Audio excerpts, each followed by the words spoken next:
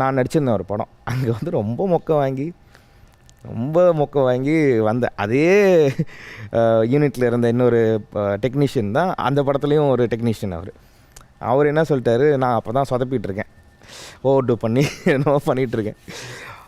அவர் சொல்கிறாரு அந்த மாதிரி, அவன் அப்படி தான் டிவியில் பண்ணுவான், அவன் சும்மா கையெல்லாம் ஆட்டிட்டு கண்ணுங்கள்லாம் புருவத்தெல்லாம் தூக்கிட்டு ஒரு மாதிரி பண்ணுவான் அவன் அப்படின்னு கலாய்க்கிறாரு.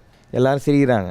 ஜனா சார் பார்த்தாரு, வந்தார், வந்து நின்று பக்கத்தில் நின்று, ஒன்றும் இல்லை, இப்போ உன் ஃப்ரெண்டுகிட்ட ஒரு 10 ரூபா எப்படி கேட்படா அப்படின்னாரு. கேளு அப்படின்னு. மச்சான் ஒரு 10 ரூபா தான் தர முடியுமாடா? இப்போ எப்படி கேட்டேன்?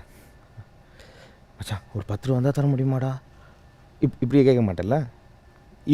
இதுக்கு முன்னாடி பண்ணது தான் ஆக்டிங், சரியா?